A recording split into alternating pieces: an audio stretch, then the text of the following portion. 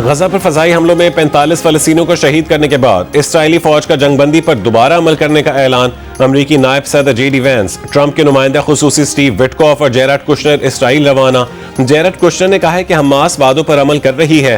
गजा जंगबंदी मुआहिदा 100% कामयाब होगा। मुआहिदे की नाकामी के मुतहम्मिल नहीं हो सकते। खलील हया की क़यादत में हमास का वफ़द जंगबंदी पर अमल दरामद से मुतालिक गुफ्तगू के लिए काहिरा पहुंच गया।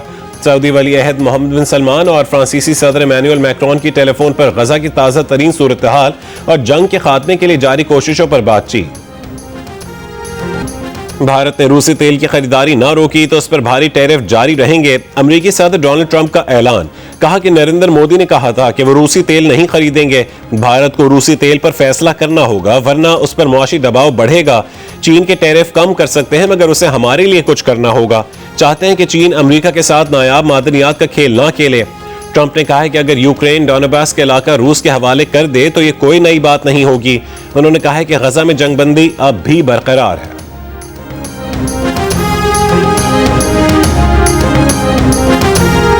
वफाकी वज़ीर दाखिला मोहसिन नकवी से गवर्नर खैबर पख्तूनख्वा फैसल करीम कुंडी की मुलाकात। सूबे में अमन अमान की सूरत हाल और दहशतगर्दी के हालिया वाक़यात पर तफसीली तबादला ख्याल।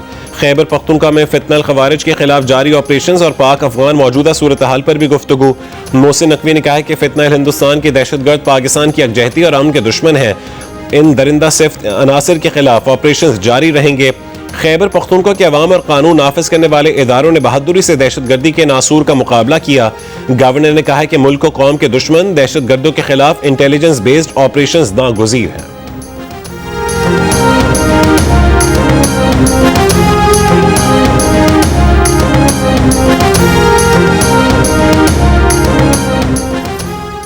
कराची में वलीका चरंगी के करीब मैट्रेस गोदाम में लगी आग बुझाने की कोशिशें जारी। फायर ब्रिगेड की 7 और रेस्क्यू की 2 गाड़ियां आग बुझाने में मसरूफ। फायर ब्रिगेड के 2 वाटर बाउजर भी ऑपरेशन में हिस्सा ले रहे हैं। गोदाम की दीवारें तोड़कर आग बुझाने की कोशिशें जारी। फौरी तौर पर आग लगने की वजह मालूम नहीं हो सकी।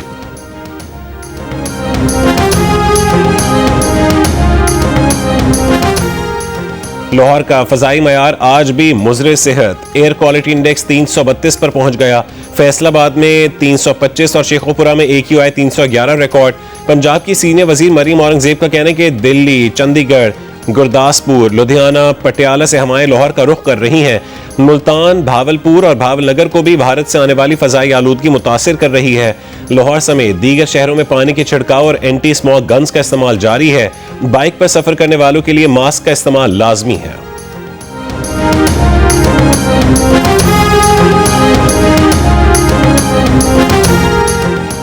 फूलनगर बाईपास पर ट्रेलर और बाइक में तसादुम। बाप और 2 बच्चे जान बहक, खातून जख्मी। मोटरसाइकिल सवार फैमिली लाहौर जा रही थी। रावलपिंडी में जारी दूसरे और आखिरी टेस्ट में जनूब अफ्रीका के खिलाफ पाकिस्तान की पहली विकेट 35 रन पर गिर गई। इमामुल हक 17 रन बनाकर आउट हो गए। आसिफ आफरीदी का डेब्यू। मेहमान टीम ने भी टीम में 2 तब्दीलियां की।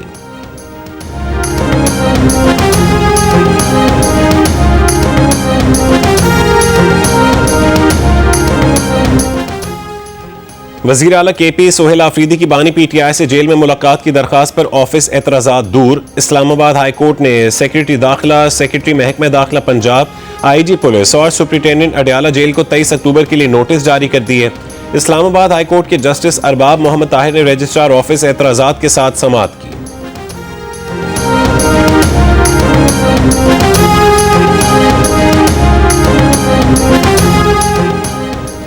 बानी PTI समेत 100 मुल्ज़मान के खिलाफ 9 मई GHQ हमला केस की समाअत 22 अक्टूबर तक बगैर कार्रवाई के मुलतवी। समाअत आज अडयाला जेल में मुकर्रर थी। बानी PTI के वकला को अदालती अमले ने आगाह कर दिया।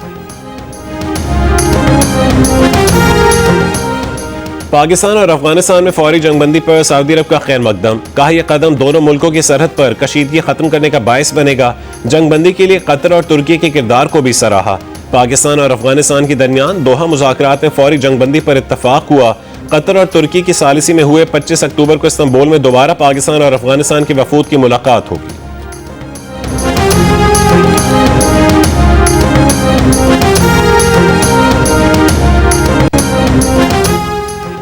पाकिस्तान ने अफगानिस्तान, ईरान और रूस के साथ बार्टर ट्रेड के लिए मुख्तलिफ शराइत नरम कर दी। नोटिफिकेशन के मुताबिक बरामद से कबल लाजमी दरामद की शर्त नरम कर दी गई। एक ही वक्त में दरामद और बरामद की इजाजत होगी। बार्टर ट्रेड के लेन देन का दौरानिया भी 90 से बढ़ाकर 120 रोज कर दिया गया।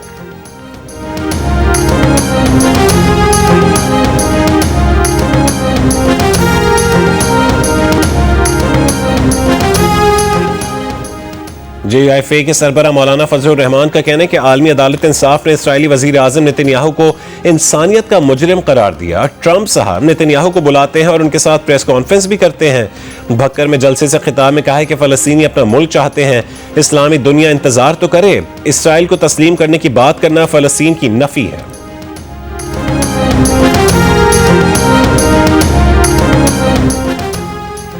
वजीर आजम शहबाज शरीफ की हिंदू बिरादरी को दिवाली की मुबारकबाद। अपने पैगाम में वजीर आजम ने कहा है कि दुआ है कि रोशनियों का ये त्यौहार आपकी जिंदगियों में अमन और खुशहाली लाए। पाकिस्तानी होने के नाते हम अपने माशरे में तनव्वुर पर फख्र करते हैं, जो हमारे कौमी धारे को मजीद मजबूत बनाता है। पाकिस्तान में हिंदू बिरादरी की गिरा कदर खिदमात पर खराज तहसीन पेश करते हैं।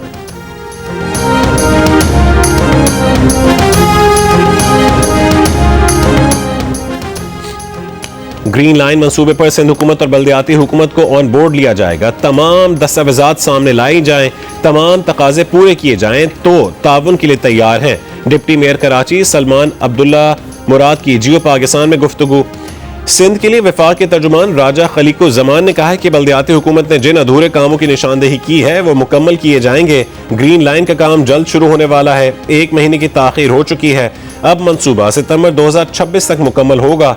ये भी कहा है कि 31 अक्टूबर को कराची कैंट में state of the art station का इफ्तिताह किया जा रहा है।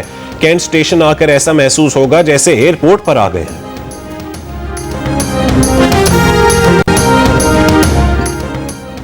हांगकांग में कार्गो तैयारा लैंडिंग के दौरान रनवे से फिसलकर समंदर में जा गिरा।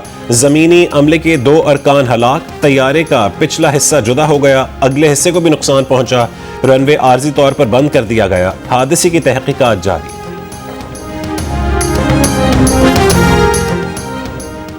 और पाकिस्तान के अशरफ इरफान ने करियर का पहला PSA वर्ल्ड टूर टाइटल जीत लिया। वैंकूवर मेंस ओपन स्क्वाश के फाइनल में सीड नंबर 4 अशरफ इरफान ने इंग्लैंड के सैम टॉड के खिलाफ 3-0 से कामयाबी हासिल की।